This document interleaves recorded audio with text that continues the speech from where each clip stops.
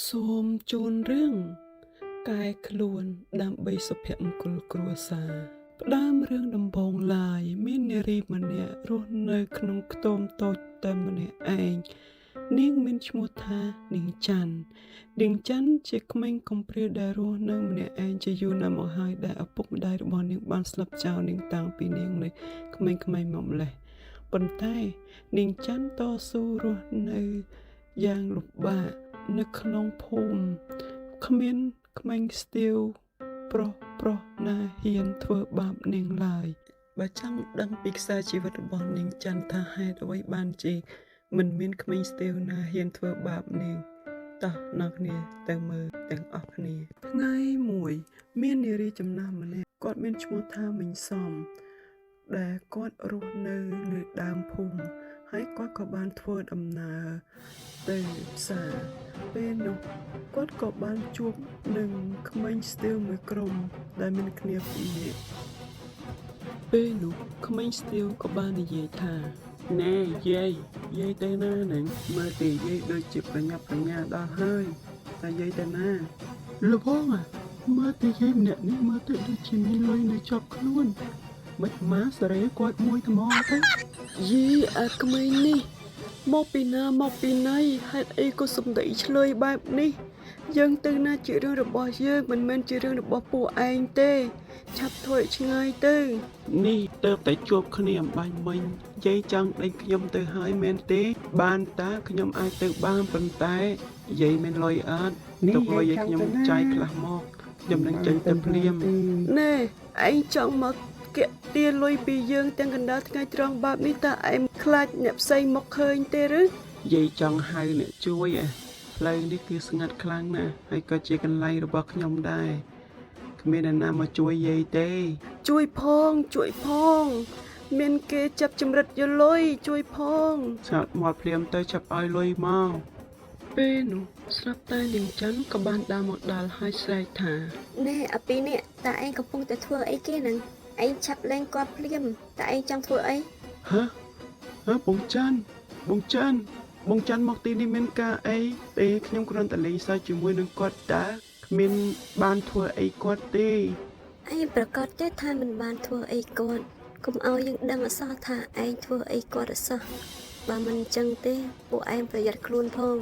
បាទបងបាទខ្ញុំប្រកាសណាស់ថាខ្ញុំមិនបានធ្វើអីគាត់ទេបងកុំបារម្ភអីខ្ញុំគ្រាន់តែនិយាយសួរសុខទុក្ខគាត់អីតាខ្ញុំមិនបានធ្វើអីគាត់ទេបងឆាប់ចេញទៅយើងនឹងជម្រាបបញ្ជាជាមួយនឹងពួកឯងទៅពេលក្រោយអរគុណបងច័ន្ទអរគុណខ្ញុំទៅវិញហើយអាដែងហើយចាំការទៀតឈប់ទៅយើងអ៊ំស្រីអ៊ំ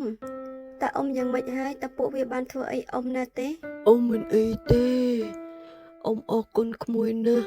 គុំទៅក្មួយមកតូនអ៊ំប្រហែលជាមិនដឹងទៅជាយ៉ាងណានោះទេអរគុណក្មួយខ្លាំងណាស់ប៉ុន្តែហេតុអីមើលទៅពួកគេដូចជាខ្លាចក្មួយយ៉ាងនេះតើមានរឿងអីមែនទេអូគ្មានរឿងអីទេលោកអ៊ំពួកគេខ្លាចក្មួយគឺដោយសារតែខ្លាចក្មួយយករឿងនេះយកទៅប្រាប់មេភូមិតែប៉ុណ្ណោះឯងវាគ្មានរឿងអីធំដុំទេអូអញ្ចឹងទេឬអូនិយាយអញ្ចឹងតើក្មួយឈ្មោះអ្វីដែរហើយក្មួយរស់នៅឯណាទេចុះបច្ចុប្បន្នឪពុកម្ដាយរបស់ក្មួយសុខសប្បាយជាទេចាអ៊ំស្រីគឺក្មួយឈ្មោះច័ន្ទផ្ទះរបស់ក្មួយគឺនៅចុងភូមិឯណោះហើយក្មួយគឺជាកូនកំព្រាព្រោះឪពុកម្ដាយរបស់ក្មួយគាត់បានចែកឋានទៅយូរណាស់មកហើយគឺក្មួយរស់នៅតែម្នាក់ឯងទេពុទ្ធធម៌អើយក្មួយស្រីខ្លួនជាស្រីត្រូវរស់នៅម្នាក់ឯងគ្មានឪពុកម្ដាយទៀតតើពិបាកយ៉ាងណាទៅចាអ៊ំស្រីពីដំបងរៀងពិបាកដែរប៉ុន្តែមកដល់ពេលនេះគឺក្មួយស៊ាំទៅហើយនិយាយអញ្ចឹងតើផ្ទះអ៊ំស្រីនៅឯណាដែរចាំក្មួយជូនទៅវិញអូគឺផ្ទះអ៊ំនៅឯដើមភូមិឯណោះមិនអីទេក្មួយអ៊ំអាចទៅដែលខ្លួនឯងបានក្មួយទៅវិញចុះមិនអីទេអ៊ំអរគុណក្មួយច្រើនណាស់ចាអ៊ំស្រីអញ្ចឹងអ៊ំស្រីចេញទៅចុះហើយកុំភ្លេចថែសុខភាពផងអញ្ចឹងអ៊ំទៅហើយចាអ៊ំស្រីអញ្ជើញទៅចុះ អាដែងអាសៅឯងចាំមើលយើងជម្រាបបញ្ជីជាមួយនឹងឯងយ៉ាងណាឯងកុំស្មានតាឯងក៏រួចខ្លួនទៅសោះ បន្ទាប់ពីនិយាយរួចនាងច័ន្ទក៏បានដើរទៅរកក្មេងស្ទាវទាំងពីរនាក់បងសាវបងចាំបានឃើញពួកយើងហើយតើពួកយើងនឹងមានបញ្ហាដែរឬអត់បងខ្ញុំពិតជាភ័យដល់ហើយនេះយើងក៏មិនដឹងដូចគ្នាមិនដឹងថាបងច័ន្ទនឹងមកឬក៏អត់ទេយើងកំពុងតែភ័យខ្លួនដូចតែគ្នានឹងឯងក៏ដឹងពីចរិតបងច័ន្ទហើយគាត់មិនអោយពួកយើងធ្វើបែបនេះទេប៉ុន្តែធ្វើមិនបើពួកយើងធ្វើទៅហើយ យ៉ាងមិនហើយតើពួកឯងខ្លាចហើយមែនទេបើសិនជាពួកឯងខ្លាចហើយហេតុអីក៏ឯងនៅតែប្រព្រឹត្តទៀតឯងកុំស្មានតែយើងមិនដឹងថាពួកឯងកំពុងតែធ្វើអី អត់ទេបងច័ន្ទអត់ទេខ្ញុំមិនបានធ្វើអីទេបងជឿខ្ញុំទៅខ្ញុំមិនបានធ្វើបាបគាត់ទេ ឯងនៅកុហកយើងទៀតយើងឃើញឯងចម្រិតយកលុយពីគាត់ច្បាស់ណាស់ឯងនៅចង់កុហកយើងទៀតមែនទេឬមួយក៏ឯងគិតថាយើងជាអ្នកចាប់ប្រកាន់ឯង អត់ទេបងច័ន្ទអត់ទេខ្ញុំដឹងខុសហើយបងច័ន្ទនឹងដេញឲ្យខ្ញុំម្ដងទៅដោយសារតែពេលនោះគឺខ្ញុំមិនមានលុយទិញស្រាទើបខ្ញុំធ្វើបែបនេះបងអត់ទោសឲ្យខ្ញុំម្ដងទៅខ្ញុំនឹងឈប់ធ្វើវាហើយណាបងមែនហើយបងមែនហើយបងអត់ទោសឲ្យពួកខ្ញុំម្ដងទៅពួកខ្ញុំនឹងឈប់ធ្វើបែបនេះទៀតហើយខ្ញុំសុំទោសបង ថ្ងៃនេះយើងមិនធ្វើអីឯងទេប៉ុន្តែកុំឲ្យមាននៅថ្ងៃក្រោយសោះបើយើងដឹងថាឯងធ្វើបែបទៀតនេះទៀតនៅថ្ងៃក្រោយឯងប្រកាសជាត្រូវធ្ងន់ជាមិនខានទេ បាទបងបាទពួកខ្ញុំនឹងមិនអោយមានរឿងបែបនេះកើតឡើងទៀតទេអរគុណច្រើនបងច័ន្ទ បានហើយយើងត្រឡប់ទៅវិញហើយពួកឯងនាំគ្នាទៅធ្វើការវិញចាស់យើងទៅហើយ និយាយហើយនាងច័ន្ទក៏បានដើរចេញទៅនៅល្ងាចមួយមីងសំគាត់ឈរនៅខាងក្រៅផ្ទះដើម្បីរងចាំកូនប្រុសរបស់គាត់មកពីស្រែវិញហើយគាត់ក៏បានរកអ៊ូម្នាក់ឯងថាមើលទៅមេឃចិត្តយប់អើយតែកូនស្នេហ៍ទៅស្រែក៏យូរម្លេះទ្រាំថ្ងៃនេះនៅតែពីរនាក់កូនពិតជាអត់សុខខ្លាំងណាស់កូនក៏កាន់តែធំសុំឲ្យយកប្រពន្ធក៏មិនព្រមយកមិនដឹងថាត្រូវនិយាយបែបណាទៅគេព្រមយកដូចទេពិតជាពិបាកមែនកូននេះគ្រាន់តែរឿងយកប្រពន្ធសោះធ្វើដូចជាឲ្យឡើងទៅលើភ្នំព្រះសម័យអញ្ចឹងនៅពេលនោះនាយស្នាក៏បានត្រឡប់មកផ្ទះវិញអ្នកម៉ែកូនត្រឡប់មកវិញហើយអ្នកម៉ែមានរឿងអីនឹងបានជាឈរល្អម្នាក់ឯងនៅមុខផ្ទះបែបនេះ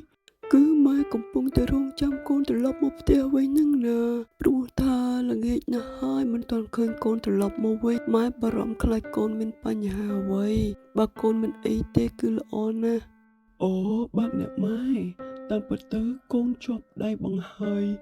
ស្រូវស្រែរបស់យើងបន្តិចព្រោះថា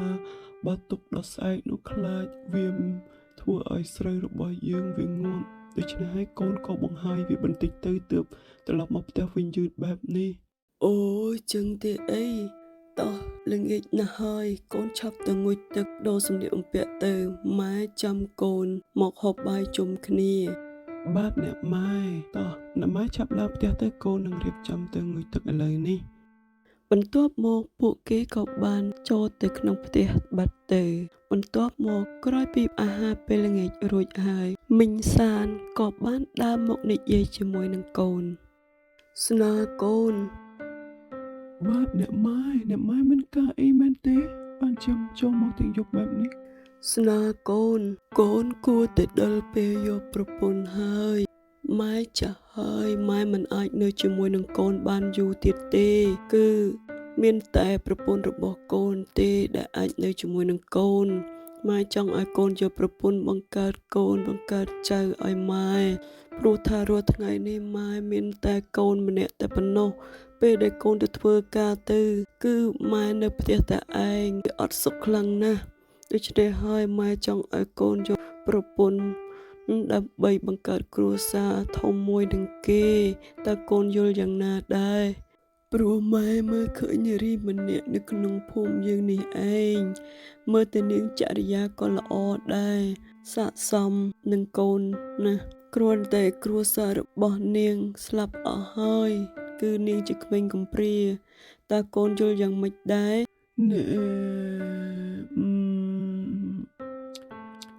បាទអ្នកម៉ែកូនស្ដាប់តាមអ្នកម៉ែចុះស្រេចតែអ្នកម៉ែចាត់ចែងទៅចុះតើនាងជានរណាដែរអ្នកម៉ែតើកូនស្គាល់នាងណាឬទេគឺជានាងច័ន្ទដែលរស់នៅខាងជើងភូមិយើងនេះឯង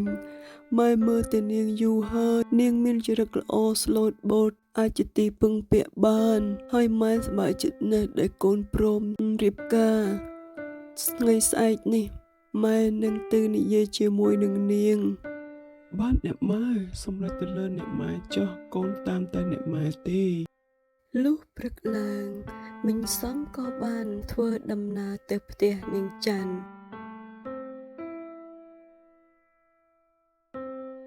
ពេលទៅដល់ផ្ទះនាងច័ន្ទច័ន្ទអើយច័ន្ទក្មួយនៅផ្ទះអត់នឹងច័ន្ទចាមីងចាក្មួយនៅផ្ទះទេអូមីងសំមីងមករកក្មួយមានការអីដែរមកណាមីងចាំចូលមកអង្គុយលេងសិនមកគឺមិញមកចង់និយាយរឿងខ្លះជាមួយនឹងក្មួយតែក្មួយមានពេលទំនេរនិយាយជាមួយនឹងមិញទេចាមិនអីទេអ្នកមីងក្មួយទំនេរតើអ្នកមីងមានការអ្វីមែនទេគឺមិញមកនេះជឿចង់សួរក្មួយឲ្យទៅកូនប្រុសរបស់មិញបើក្មួយយល់ព្រមមិញនឹងចូលស្ដីក្មួយតាមប្រពៃណីតែក្មួយយល់យ៉ាងណាដែរចាមីងខ្ញុំឃើញថាបងស្នេហ៍ក៏គាត់ជាមនុស្សល្អដែរបើមីងចូលស្ដីក្មួយតាមប្រពៃណីក្មួយនឹងមិនប្រកែកទេល្អណាស់ក្មួយអញ្ចឹងចាំមិញត្រឡប់ទៅវិញមិញនឹងរើសថ្ងៃល្អមួយដើម្បីចូលស្ដីក្មួយតាមប្រពៃណីអញ្ចឹងមិញទៅវិញសិនហើយបន្ទាប់ពីមិញសមចូលស្ដីនាងច័ន្ទរួចមកថ្ងៃមួយនាងច័ន្ទបានហៅកូនចៅរបស់គេមកនិយាយគ្នាបងកានបងហៅពួកខ្ញុំមកមានការអីដែរបងមានអីចង់ប្រាប់ខ្ញុំមែនទេមែនហើយបងហៅពួកខ្ញុំមកយ៉ាងប្រញាប់ប្រញាល់បែបនេះតើមានរឿងអីទៅមើលទៅដូចជាធំដុំដល់ហើយគឺយើងហៅពួកឯងមកថ្ងៃនេះគឺចង់និយាយរឿងមួយជាមួយនឹងពួកឯងគឺថាយើងចង់រំសាយក្រុមរបស់ពួកយើងហើយហេតុអីទៅបងហេតុអីបានជាចង់រំសាយក្រុមបែបនេះពួកយើងខំប្រឹងណាស់ជំរុំតែបង្កើតក្រុមនេះបានប៉ុណ្ណេះតើហេតុអីបានជាបងចង់រំសាយហើយវាទៅវិញបងឆាប់ប្រាប់ពួកខ្ញុំព្រាមកគឺដោយសារតែយើងចិត្តរៀបការហើយថាមិនបានការមែនហើយគឺយើងរៀបការតើបងរៀបការជាមួយអ្នកណាទៅបងហើយអ្នកណាគេក៏ភ្នែកខ្លាក់មិនយកបងធ្វើជាប្រពន្ធអាពឹឯងនិយាយនេះចង់មានន័យថាម៉េចឯងចង់និយាយថាយើងនេះអន់ខ្លាំងមែនទេគ្មានតែចង់រៀបការជាមួយអត់ស្អីគេនេះឯងនិយាយចឹងមិនត្រូវទេមិនខានយើងធ្វើបទគាត់ពូកែលេងនៅបែងនឹងវាយគ្នាបន្តិចមែនប៉ុន្តែមើលសម្រាប់គាត់ទៅមើលមានតែអត់ទេណាអ្នកណាបានគាត់គឺស្នាហើយបានហើយយើងប្រាប់ពួកឯងប៉ុណ្នេះឯងចាប់ពីពេលនេះទៅក្រុមយើងគឺរំសាយហើយពួកឯងទៅរកការងារថ្មីធ្វើទៅកុំរស់នៅបែបនេះទៀតប៉ុន្តែបងកាន់បងចង់ឲ្យពួកខ្ញុំទៅរកការងារធ្វើស្អីបើរាល់ថ្ងៃនេះខ្ញុំចេះតែប៉ុណ្្នឹងឯងរាល់ថ្ងៃនេះបានបងនឹងហើយធ្វើជាមេដឹកនាំទៅក្រពើរបស់ពួកយើង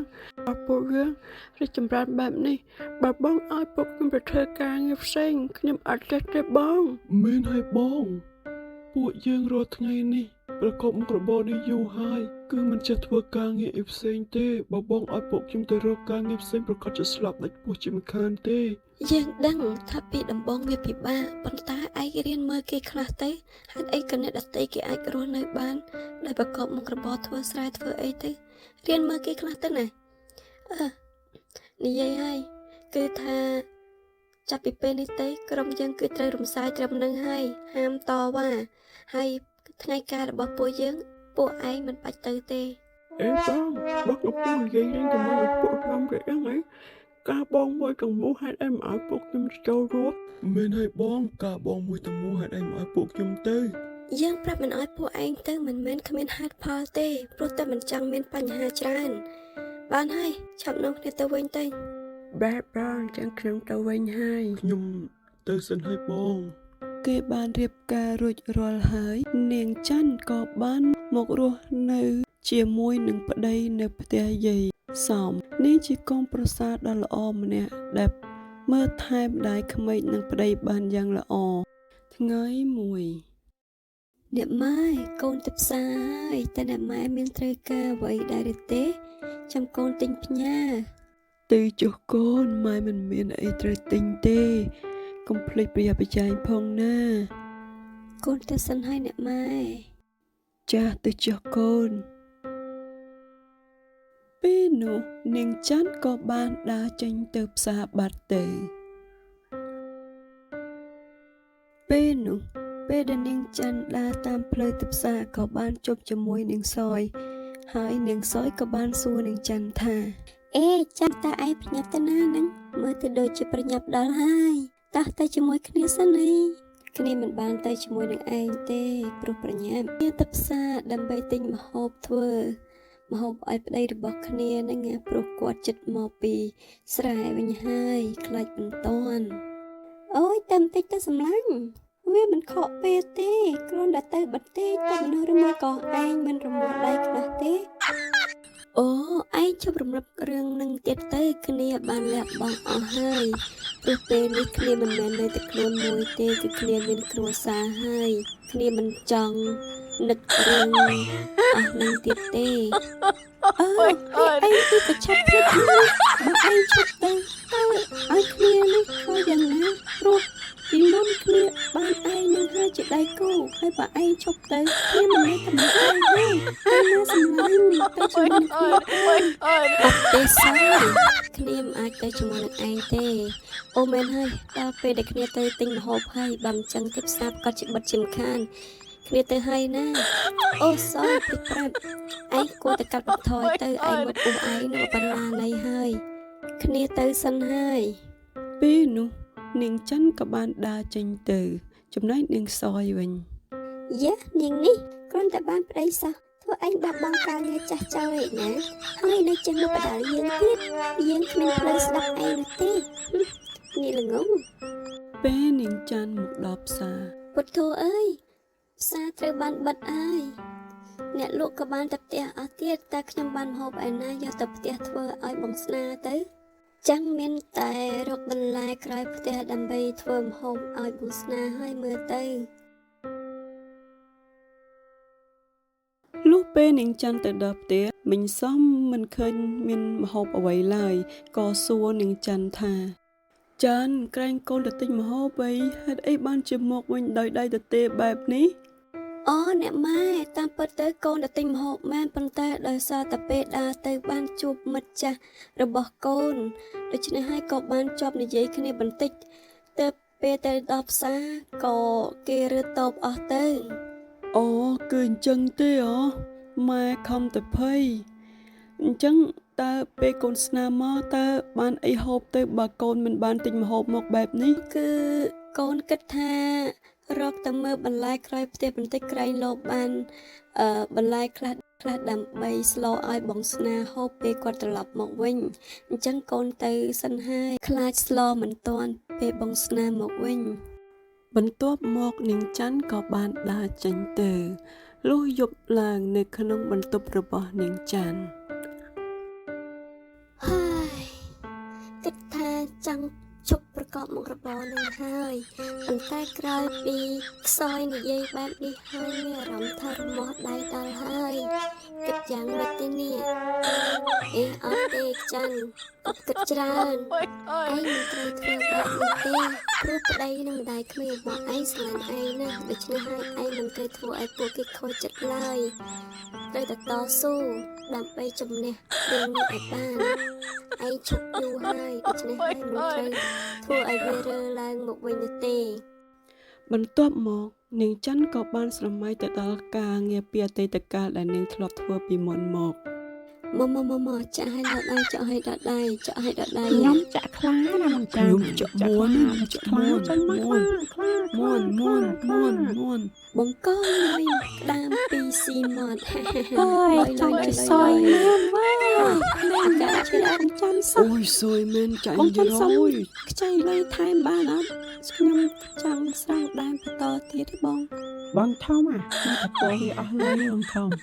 មិនណាស្រែមកវាចាញ់អម បើអស់លុយហើយឆាប់ចាញ់បើមិនចឹងទេប្រយ័ត្នត្រូវពួកឯងជាពាក់លុយយើងច្រើនណាស់លើចាំមកខ្ចីថែមទៀតគឺមិនបានទេ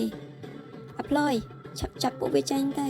ដល់រាប់ណាពួកវាមិនទាន់សងលុយគឺមិនឲ្យមកទីនេះទៀតទេហើយពួកឯងឧស្សាហ៍ទៅសួរសុខទុក្ខពួកវាផងដល់រាប់ណាពួកវាមិនទាន់សងលុយទេมันអាចលើកលែងឲ្យបានជាដាច់ខាតហើយហាមប្រាប់រឿងនេះទៅអ្នកណាជាដាច់ខាតបើយើងដឹងពួកឯងប្រកាសជារស់នៅគ្មិនបានសេចក្តីសុខ បាទបងពួកខ្ញុំដឹងហើយបងឆាប់ណាក្រែតែព្រាមដល់បងគេអស់ឯងនឹងគ្នាទៅឲ្យលឿនប្រយ័ត្នត្រូវពួកឯងហើយឆាប់បងលុយផងបើមិនចឹងទេប្រយ័ត្នយើងទៅសួរសុខទុក្ខដល់ផ្ទះឆាប់ទៅព្រមទេ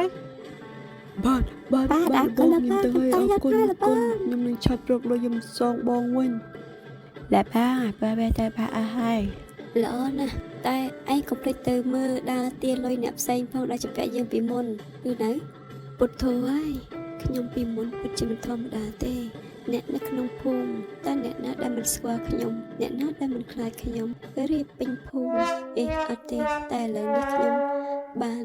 ចូលនិវត្តន៍ហើយមិនអាចនឹកគិតបែបនេះទៀតទេ ពេលនោះនាយស្នាដែលជាប្តីក៏បានដើរចូលមកហើយសួរថាចាន់តើអូនកំពុងតែគិតអ្វីនឹងមើលទៅដូចជាសប្បាយចិត្តបន្តិចភ័យបន្តិចអីចឹងតើអូនមានរឿងអីមែនទេ អូអត់ទេបងស្នាអូនគ្រាន់តែការពីអូននៅក្មេងៗតែប៉ុណ្ណោះឯងមិនមានរឿងអីទេបងស្នាអូនអាចសួរបងរឿងមួយបានទេ សួរពុកចោអូនមិនថារឿងមួយទេទោះបីរឿង10ក៏បងអាចឆ្លើយជាមួយនឹងអូនបានដែរ អូនចង់សួរបងថាប្រសិនបើអតីតកាលរបស់អូនមិនល្អតើបងនឹងនៅតែស្រឡាញ់អូនទៀតទេ តើមាននរណាម្នាក់និយាយមិនល្អពីអូនមែនទេហេតុអីបានជឿអូនសួរបងបែបនេះមិនថាអូនបែបណាក៏បងនៅតែស្រឡាញ់អូនដែរប៉ុន្តែហើយក៏វាគ្មានផ្លូវដែរដែលថាអតីតកាលរបស់អូនមិនល្អនោះព្រោះមុនពេលដែលបងរៀបការជាមួយនឹងអូនម្ដាយបងប្រាប់ថាអូនគឺជាក្មេងល្អណាស់អ្នកណាក៏គេស្គាល់ថាអូនជាមនុស្សល្អ គឺគ្មានអីទេបងអូនគ្រាន់តែចង់សួរបងលេងៗតែប៉ុណ្ណោះឯង តោះអញ្ចឹងយើងឆាប់គេងទៅព្រោះបងត្រូវងើបពីព្រឹកទៅស្រែទៀត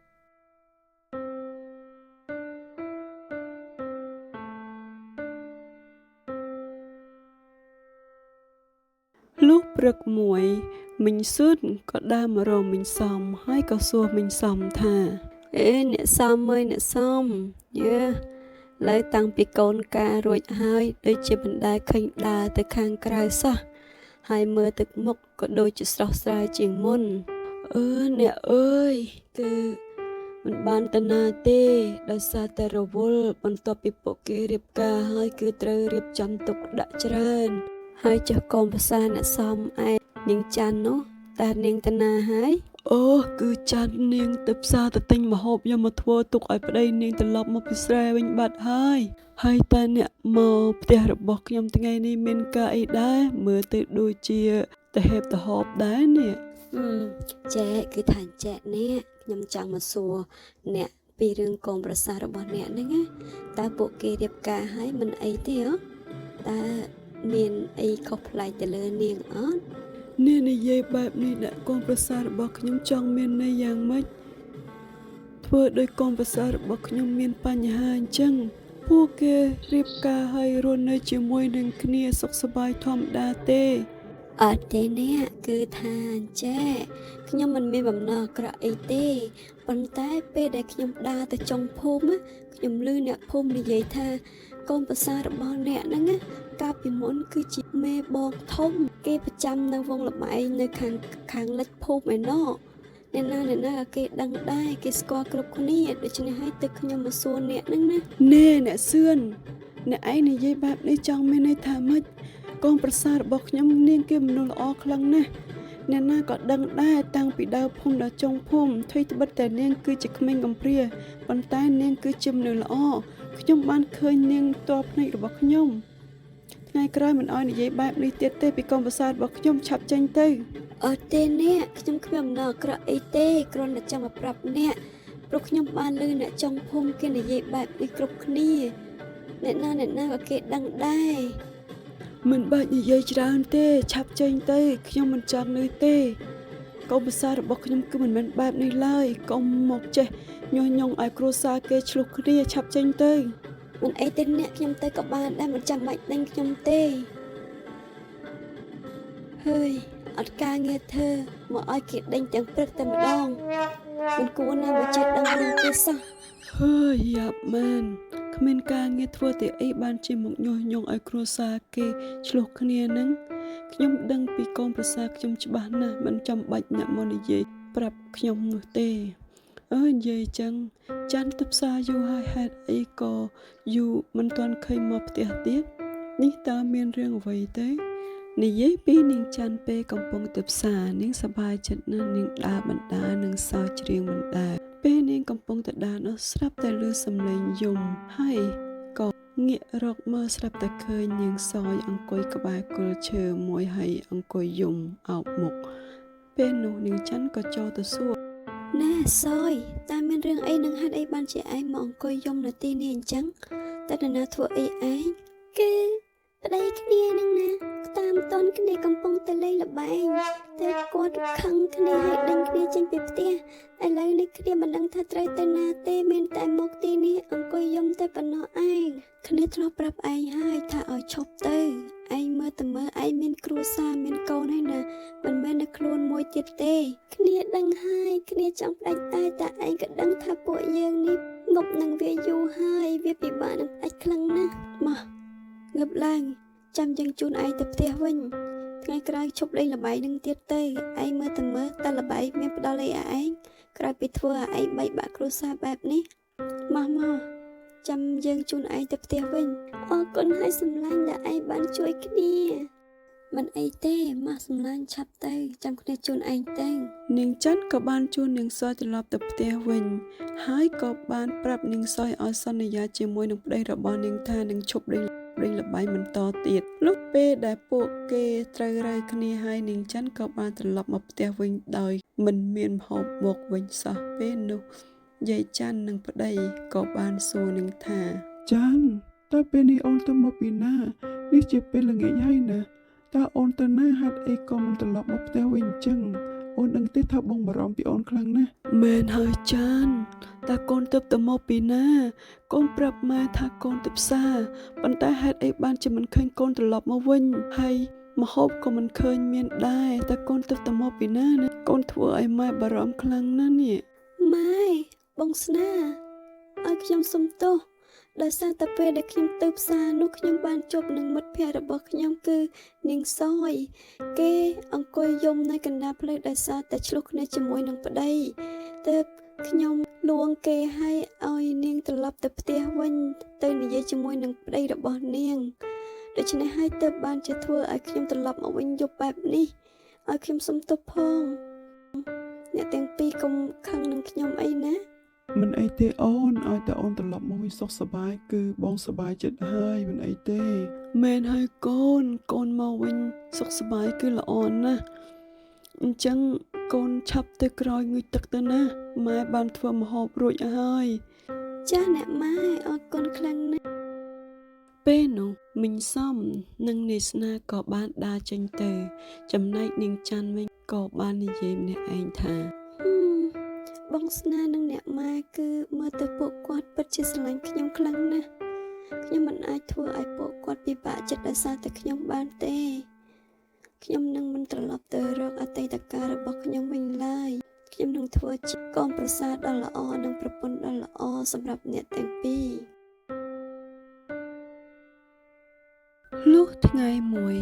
នាយបឿនក៏រត់យ៉ាងត្រហេះត្រហប់មករកនាងច័ន្ទហើយក៏ស្រែកថា បងធំហើយបងធំជួយខ្ញុំផងបងធំអាព្រែកនឹងអាសាវាចង់សម្រាប់ខ្ញុំហើយបងជួយខ្ញុំផងជួយខ្ញុំផង តើមានរឿងអីនឹងអាបឿនហេតុអីបានជារត់ត្រហេះត្រហប់បែបនេះនេះឯងទៅទាលុយគេទៀតហើយមែនទេយើងប្រាប់ហើយថាឲ្យបញ្ឈប់វាទៅយើងមិនចង់ពាក់ព័ន្ធរឿងនេះទៀតទេ គឺណាគឺថាឲ្យខ្ញុំធ្វើម៉េចបងបើការរស់នៅរបស់ខ្ញុំពីមុនគឺធ្វើបែបនេះឯងហើយឲ្យខ្ញុំឈប់ព្រាមធ្វើម៉េចនឹងបានទៅដល់នឹងមានតែបងទៅជួយឲ្យខ្ញុំរស់បានបងជួយខ្ញុំផង តើមានរឿងអីនឹងច័ន្ទ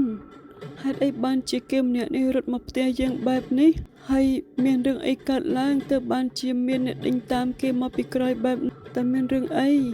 អើបងឈប់ឈប់ព្រាមហើយឯងស្មានទៅរត់មករកនាងច័ន្ទឯងស្មានទៅរត់ខ្លួនឯងកុំសង្ឃឹមឲ្យសោះឆាប់ឲ្យលើមកយើងវិញភ្លាម មែនណាបឿនឆាប់ឲ្យលុយមកវិញភ្លាមឯងកុំស្មានតែឯងរត់ខ្លួនឲ្យសោះបើឯងមិនឲ្យលុយមកយើងវិញបងកាន់ឆាប់ជួយខ្ញុំផងទៅពួកវាមកហើយជួយខ្ញុំផងទៅបងចាន់សុំបង អាណាលុយឆាប់ឲ្យមកយើងយកទៅឲ្យគេវិញ ណែចឹងក៏បានណា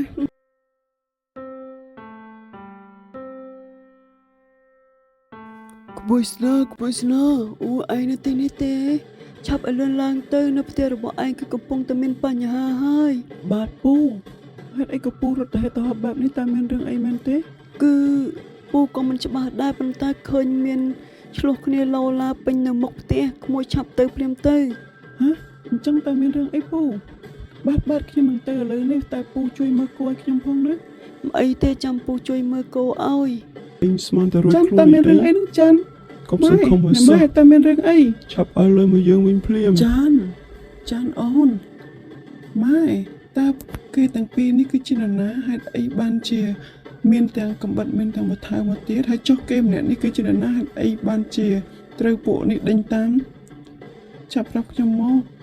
នេះគឺថាបងស្ដាប់អូននិយាយសិនបងកំតន់អាស៊ូអីឥឡូវនេះអូនដោះស្រាយជាមួយនឹងពួកគេសិនបន្ទាប់មកអូននឹងប្រាប់បងតាមក្រោយ យល់ព្រមអញ្ចឹងក៏បានដែរ ណែពួកឯងចាប់ត្រឡប់ទៅវិញទៅយើងនឹងឲ្យអាពើសងលុយទៅពួកឯងវិញហើយឈប់មករករឿងទៀតហើយឈប់មករកយើងព្រោះយើងបានឈប់ពីមរបរនេះយូរហើយអាពើចាប់ឲ្យលុយទៅពួកគេទៅហើយឲ្យគេត្រឡប់ទៅវិញទៅ បាទបងបាទនៅពួកឯងខាប់យកលុយនេះព្រាមទៅឲ្យឆាប់ចេញទៅឆ្ងាយកុំមកផ្ទះបង្ការទៀតហើយយើងក៏ខឹបប្រកបមកកបរយ៉ាងទៀតដែរហើយឈប់មករករឿងយ៉ាងទៀតយើងក៏មិនទៅរកពួកឯងទៀតដែរឆាប់រើព្រាមទៅ នេះទៅបានល្អថ្ងៃក្រោយក៏កុំចិត្តទៅហ៊ានយើងមិនចង់មកទេប៉ុន្តែដោយសារតែឯងនេះទៅរករឿងយើងទៅយើងតាមមកទីនេះបានហើយយើងបានលុយហើយអញ្ចឹងយើងត្រឡប់ទៅវិញហើយអរគុណណាបងច័ន្ទថ្ងៃក្រោយជួបគ្នាទៀតតោះទៅវិញយើង បងក្រាន់ខ្ញុំអរគុណបងក្រាន់ណាស់ខ្ញុំត្រឡប់ទៅវិញហើយបងនឹងជិះបងខំរបស់ខ្ញុំជារឿងរហូតខ្ញុំរីឲ្យបង ច័ន្ទតើមានរឿងអីនឹងអូនតើអូនអាចប្រាប់បងបន្តិចបានទេបងដូចមិនយល់ទេនេះឆាប់ប្រាប់បងភ្លាមមកថាមានរឿងអី ណែបងស្នាម៉ែឲ្យខ្ញុំសុំទោសផងតាមពិតទៅខ្ញុំមិនចង់លាក់បាំងនឹងអ្នកទាំងពីរទេប៉ុន្តែខ្ញុំខ្លាចពេលដែលប្រាប់អ្នកទាំងពីរហើយអ្នកទាំងពីរទទួលយកខ្ញុំមិនបានដូច្នេះហើយទៅខ្ញុំមិនហ៊ានប្រាប់ខ្ញុំដឹងថាអ្នកទាំងពីរស្រឡាញ់ខ្ញុំស្ដាយណាស់ដែលលាក់បាំងអ្នកទាំងពីរប៉ុន្តែខ្ញុំក៏ខ្លាចដែរថាអ្នកទាំងពីរស្អប់ខ្ពើមខ្ញុំដូច្នេះហើយទៅខ្ញុំមិនហ៊ានប្រាប់បងស្នាឲ្យអូនសុំទោសតាមពិតទៅកាលពីមុនអូនរកស៊ីបើកបងលបែងនិងចង់ការប្រាក់ឲ្យអ្នកលេងលបែងដូច្នេះហើយទើបថ្ងៃនេះមានរឿងបែបនេះប៉ុន្តែអូនបានកែខ្លួនហើយចាប់តាំងពីអូនរៀបការជាមួយនឹងបងអូនបានឈប់ប្រព្រឹត្តរឿងទាំងអស់នេះយូរហើយប៉ុន្តែដោយសារតែអាបើវាមិនព្រមឈប់ទើបមានរឿងនៅថ្ងៃនេះបែបនេះឲ្យអូនសុំទោសផងបង ច័ន្ទ ហេតុអីក៏អូនមិនប្រាប់បងកាលពីដំបូងហេតុអីឬមួយក៏អូនមិនស្រឡាញ់បងទេហេតុអីបានជាអូនកុហកនឹងលាក់បាំងបងដូច្នេះបងព្យាយាមសួរអូនច្រើនដងហើយប៉ុន្តែហេតុអីក៏អូនមិនព្រមប្រាប់បងមិនយល់ទេនេះ បងស្នេហ៍តើបងចង់ទៅណា បងចង់ទៅរំហែអារម្មណ៍បន្តិចអូនមិនចាំបាច់តាមបងទេហើយក៏មិនចាំបាច់រៀបចំបាយម្ហូបឲ្យបងដែរ ម៉ែតើកូនគួរធ្វើយ៉ាងណាទៅតាមពិតកូនមិនចង់បែបនេះទេប៉ុន្តែកូនក៏មិនហ៊ានប្រាប់ដែរខ្លាចគាត់ខឹងឥឡូវនេះគឺគាត់ខឹងកូនហើយតើកូនគួរធ្វើបែបណាម៉ែកូនមិនចង់ធ្វើបែបនេះទេប៉ុន្តែ